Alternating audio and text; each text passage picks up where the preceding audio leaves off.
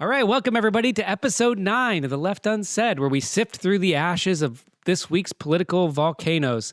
I am Patrick McElwee, and I'm joined, as always, by my beautiful wife, Meg. Hello, Patrick. And my son, Finn. How's it going? It's going good. I'm a little bit exhausted. I'll tell you what, Finn and I have had a big weekend. Yes, we have. We went to the Southern Documentary Fund, which is this great convening. Actually, it was called the Southern Documentary Convening, I think. And it was just a great get together of all of these documentarians, people who making films about nonfiction and whatnot here in Durham, North Carolina. Just really amazing people. And we learned a lot about what it's going to take to make this film that we're working on together here, the three of us. Finn really is the director, about what's happening around Gaza solidarity in the local high schools. Yep. It's mostly about what we talked about last episode, which is the walkout. So it's shaping up to be pretty interesting. And you know what's really stood out to me about this whole thing is just how much community support we're getting and how much a solidarity movement by its very nature involves solidarity between people. And it's very clear to me that in making any documentary, any film really, it takes a village, as Hillary Clinton would have told us. What? It takes a village to raise a film. And so if there's people in the audience who know something about making a film, know something about audio, please reach out to us. We'd love to be in community with you, but also we want this film to be helpful to those who are organizing around Gaza. That's really the whole point. I mean, the point is to draw attention to this as much as we all can. You also learned something else, right? Did you learn that people might perceive you two as brothers when you walk into a room? That's what I like to think. We learned that people were very, very nice. Finn's taller than Patrick, y'all. Finn is taller than Patrick and better looking, I think. Oh. Finn actually, I don't know if you can't see because it's an audio only podcast, but he came to the mic ready for a comeback, and then he realized I gave him a compliment. Traumatized. So we're going to bring you a little episode. This is going to be a shortened episode this week, we believe. See if we can keep our mouths shut for a little while. But I don't know. There seems like there's so much going on. So we'll see if we can manage. There is so much going on, but we have to apologize to our audience in advance. We can't cover everything as much as you all want us to, as much as you're begging us to. We're just going to have to make some selections from this week's political earthquakes. So we're going to start off with what's going on with Elon and Trump, what's happening in Washington a bit, some of the racism coming out of Washington. We'll get to that. We're going to, of course, check in on what's happening in Gaza. And sad to say, we haven't had any major breakthroughs there. And we're hoping, if we can, to end everything on some good news toward the end. Some good news from Mexico, from New York, and from some French dock workers. So stay tuned for that. Everybody needs a little good news now. I feel like I've gone through this whole week with a pit in my stomach. You all have been off these last 2 days having a good time talking about documentaries, meeting local artists. And I've just had my eyes on the news and, seeing everything. Of course, I personally found the Trump and Musk blow up to be totally predictable. I mean, I said it right when they made an alliance. I was like, yeah, this stage is too small for both of these egos. Something's going to happen there.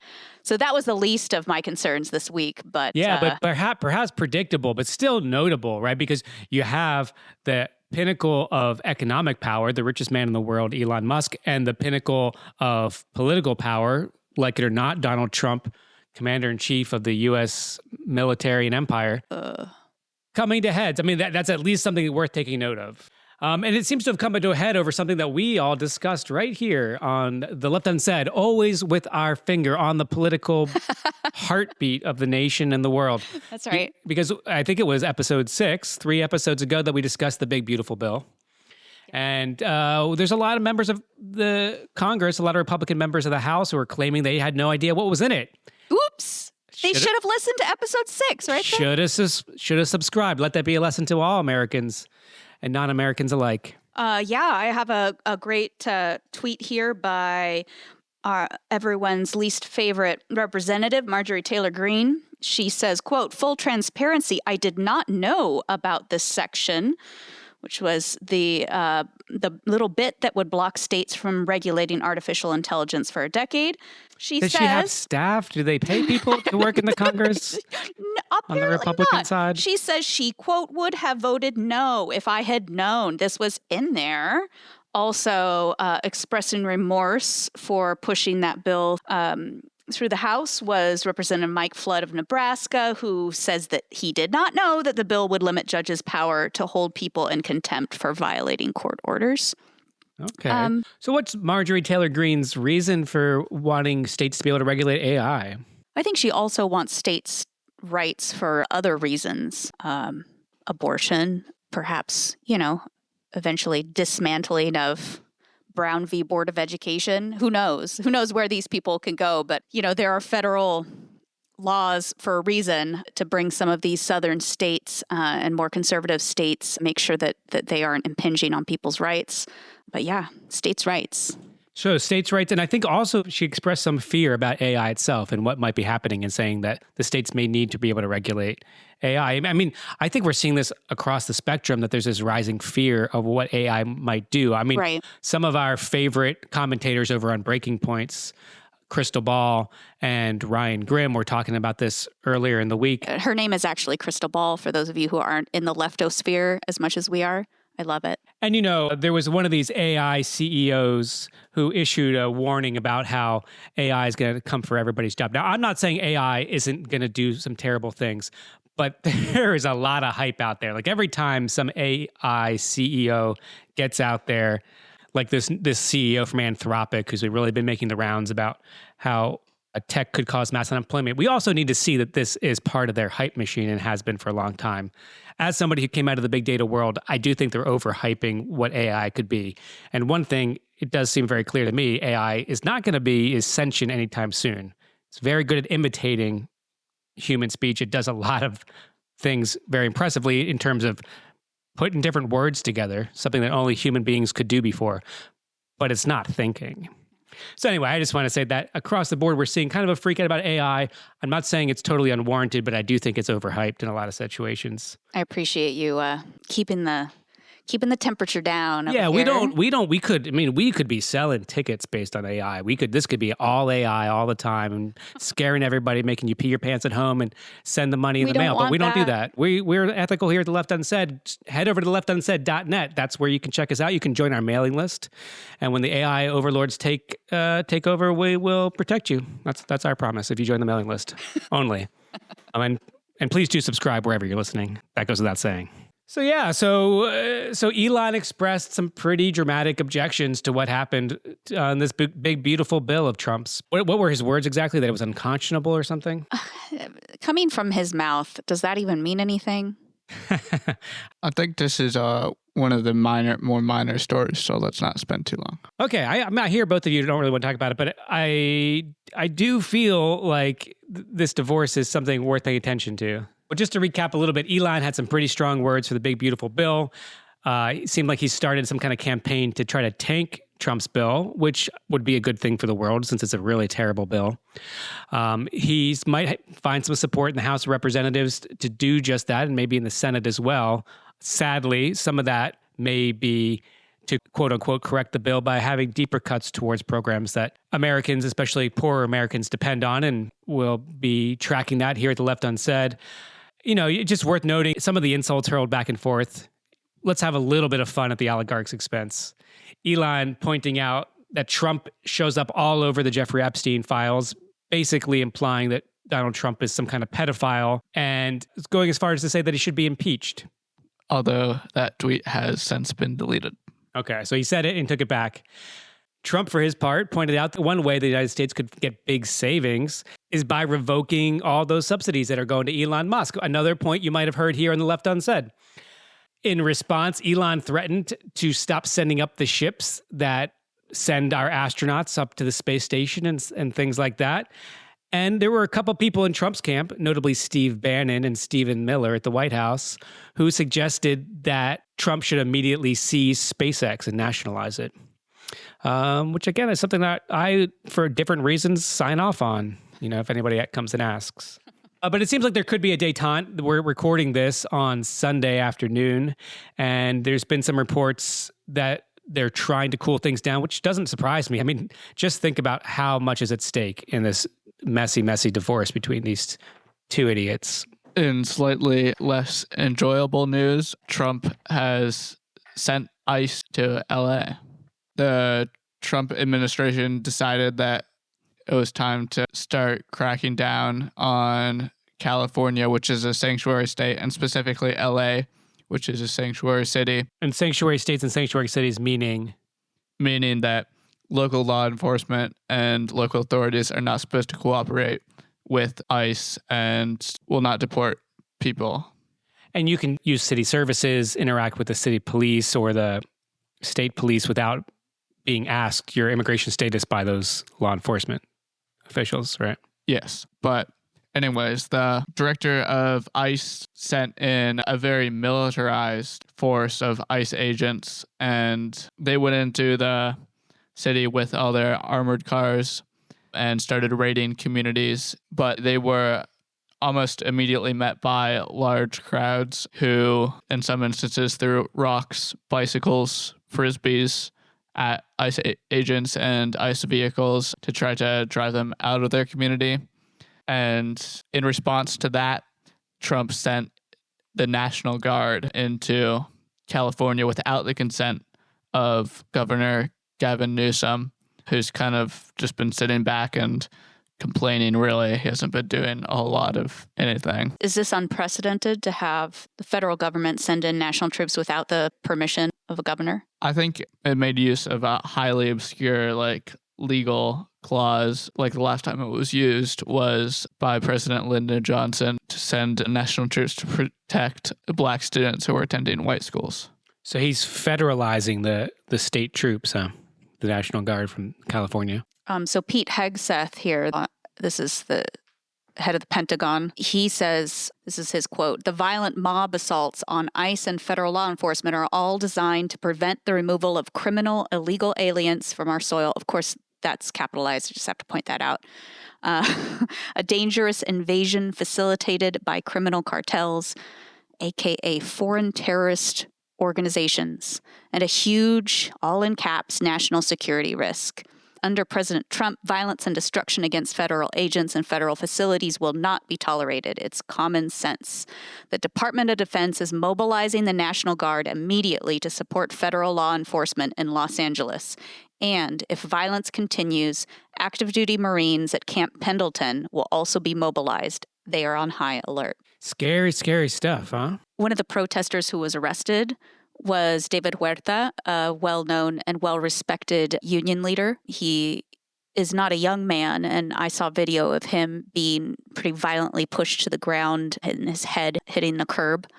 He was taken, I guess, to the hospital and then discharged, but he is still in custody. Yeah, I saw a video of ICE agents in one of their cars running over a protester, and this guy is running in front of the car trying to block it. Maybe his family who ICE have abducted, who knows. They're going very deep into these communities. These people are not criminals, obviously, it goes without saying. Almost none of them have criminal records that ICE is abducting. That image of the protester backing up in front of the ICE van as that van keeps on coming and coming and coming and coming at him quite rapidly. It reminded me of nothing more than Tiananmen Square, this image that we have of the protests of the students in China's Tiananmen Square. But in Tiananmen Square, the tank that the student stood in front of stopped, tried to go around, couldn't. And eventually the student and the tank driver talked to each other. Nobody got run over in that case. Well, you know where somebody did get run over? A protester, peaceful protester, mind you, Rachel Corrie in the West Bank. Yeah, with a bulldozer that didn't stop. Right. And here we have a van that didn't stop. And so, just to say, we've seen other ICE protests where protesters have stood in front of vans and the vans have been prevented from leaving. But in this case, ICE feels emboldened to keep on going until the guy falls onto the ground. The van did stop at that point, I think. Yeah, the guy falls, is clearly injured, and then the ICE vehicle backs up and speeds around. these cars, obviously risking, there's like civilians all on the road. Like these ICE agents are having a temper tantrum. It kind of makes me wonder where they're getting these ICE agents from. Makes me wonder if the people at the January 6th insurrection have found a good job offer. Mm-hmm. Yeah, I think a lot of people are speculating about that. And just the fact that they're masking themselves, obscuring their identities. Right. Along those same lines, more racism. Just more of xenophobia in general, huh? Right. The Supreme Court has ruled that for now, the Trump admin can strip away legal protections for about 500,000 immigrants that came in legally through Biden. Now he's taking away this temporary protected status. And these are people from Cuba, Haiti, Nicaragua, and Venezuela. Pretty brutal, because especially what's going on in Haiti is quite shocking. There's a lot of violence, a lot of disorder at the moment. Yeah, Patrick, I would love for us to kind of do a deep dive coming up here on the history of Haiti. Patrick did his dissertation on Haiti. The whole narrative on Haiti is so upside down and backwards. I mean, Haiti's just been getting screwed over by the United States and the rest of the world over and over and over, and then the rest of the world acts as if it's all Haiti's fault. Right. So yeah, we'll definitely do a deep dive on that. But so there's that, and there's insult to injury because the Trump administration has reinstated a travel ban on 12 countries. Haiti is one of them.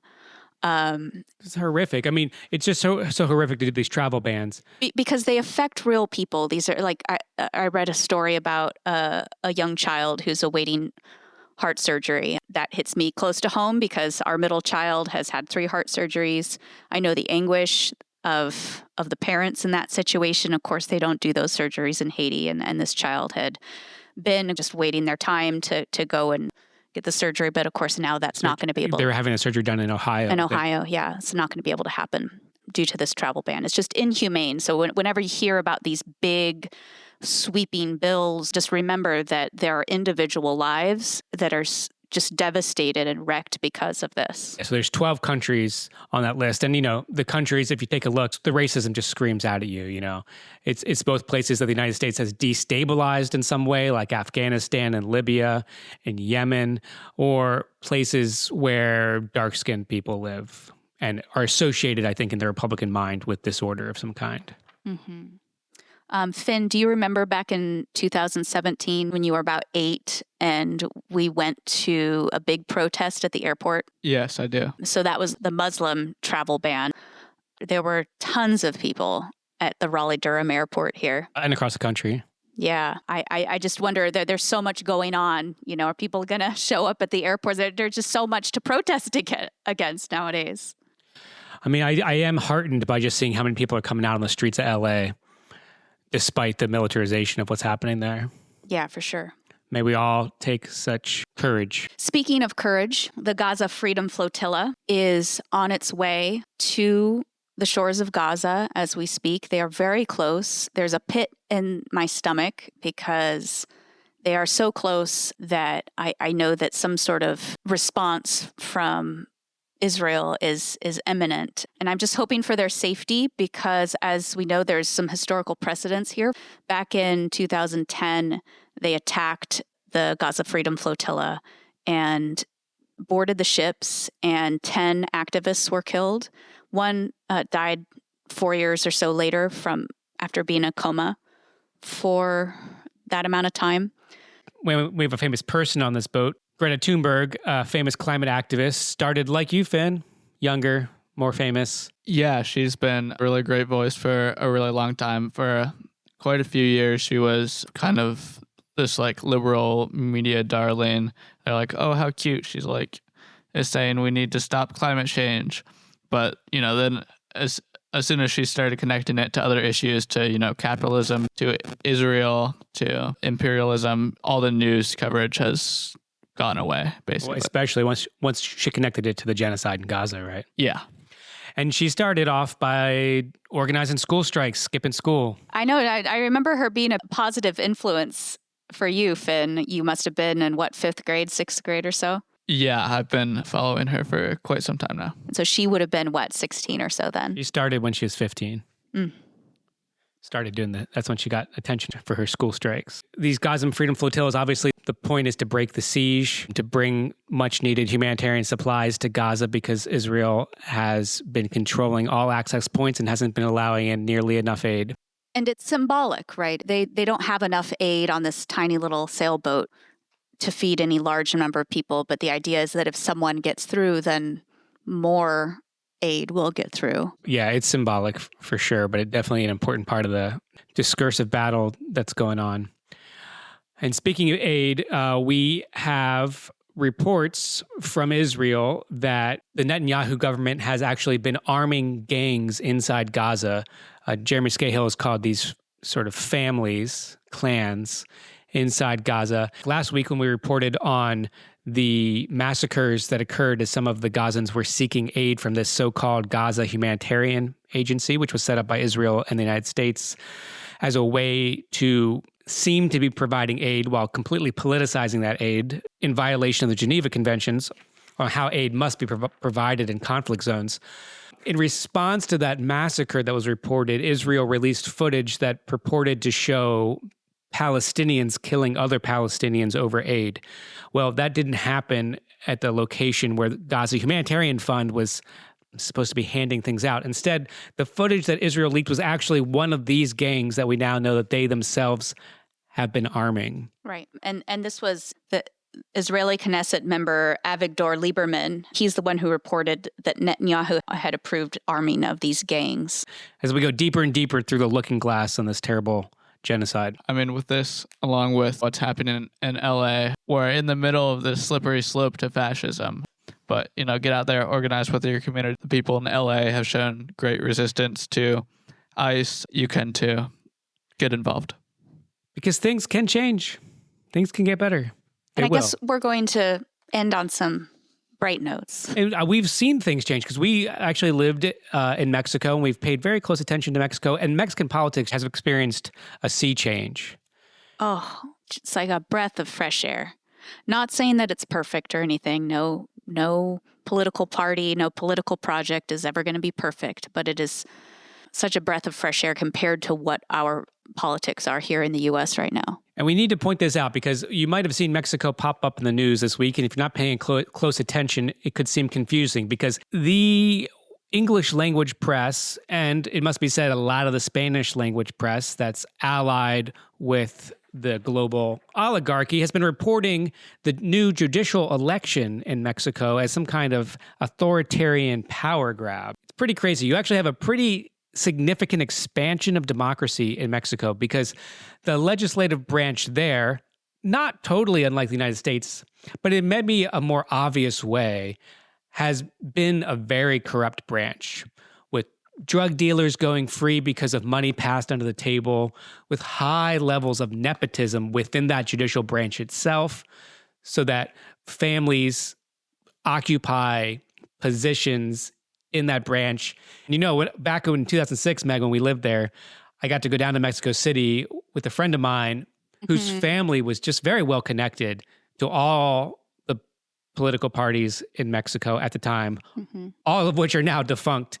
The new political party is Morena, that's come in since, and just won over 60% of the vote in the last presidential election, and whose leader, Claudia Sheinbaum, polls at 80 or 90% approval ratings, which is just unheard of anywhere in the world. But back then, my friend's family was just very well connected, a mutual friend, a very good friend of ours.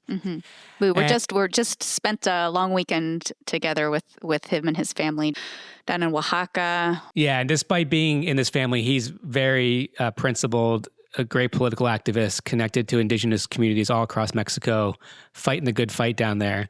But we got to go and have dinner with one of his cousins who lived in this swankiest high-rise apartment I've ever been in. This place where you got to swipe a card to get on the elevator because when you go up the elevator to the floor where their apartment was, the elevator opens right up into their living room. No hallway needed. The thing occupies the entire floor.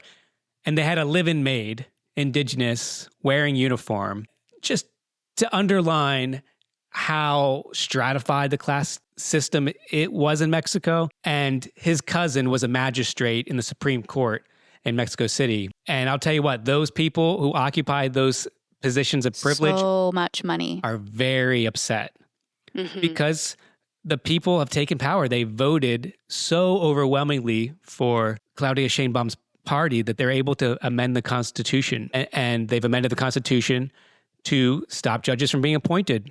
And they now will have to be elected and reelected. So it is possible to do. And everyone's treating this like it's some kind of anti-democratic power grab. That is the exact opposite. And you know what? Here in North Carolina, we elect our judges. And no one claims for that reason North Carolina's authoritarian. There's other reasons, the legislature and so on. But not because we vote for judges. Right. So if you hear that ridiculous media narrative, please don't pay attention. And if your friends tell you about it, fill them in. Tell them to listen to Left Unsaid. In other great news, French dockworkers refusing to load arms onto a ship bound for Israel. People power. Power to the people, power to the unions. And finally, if you didn't get a chance to check out the mayoral debate in New York City this week, I highly recommend it. It's a whole lot of political fun for those who like these kinds of things.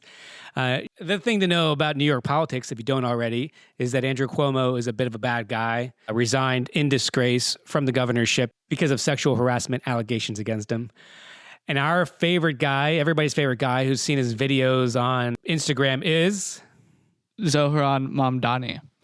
Tell us why you love him so much, Finn. He's a state assembly member in New York, and he's a Democratic Socialist. He's a DSA candidate, and he is currently polling in second place behind Cuomo with only single digits separating them. And this was a poll before the debate, which, he absolutely destroyed Cuomo in. Cuomo also got destroyed by all the other candidates. But right now, has a massive ground operation. So if you want to help out on his campaign, he plans to do stuff like freeze the rent, have city run grocery stores to make stuff more affordable. Just like pretty great policies overall. You should sign up to canvass with him if you know people who live in New York. Because he's a totally grassroots funded campaign. Yeah. Whereas Andrew Cuomo gets, hundreds of thousands, $1 million from big corporations. Big money guy. But Zoran's campaign actually, they're not asking people for money anymore. They got everything they needed. They got their matching funds from the city for the campaign, and he's just energizing. I love him. I wish he was my little brother. He seems like a great guy. I'm glad you said little brother, not husband. He is cute too. He's too young for you, Maggie Meg. He is. So we could have a socialist mayor of New York. It's possible. Ranked choice voting makes this easier inside New York. So I think it's given people hope around the country that we could see somebody like Zohran Mamdani become mayor of New York. Well, that's going to wrap it up for our shortened edition of The Left Unsaid this week. Finn and I are traveling to Washington, D.C. Ooh, are you going to the military parade? Trump's birthday We may be going party? to Trump's military parade. Finn's going to be showing a documentary that he made at National History Day. And we're hoping to connect with Medea Benjamin and Code Pink and see what kind of trouble they get up to in the nation's capital. I'm sure everybody has been checking them out on their social media. They have just been so active and brave, I have to say. Well, that'll do it for this episode of The Left Unsaid. Please do like and subscribe, leave us a review, send us a message, sign up for our mailing list at theleftunsaid.net, and we will catch you next week. Bye. All right, have a good week.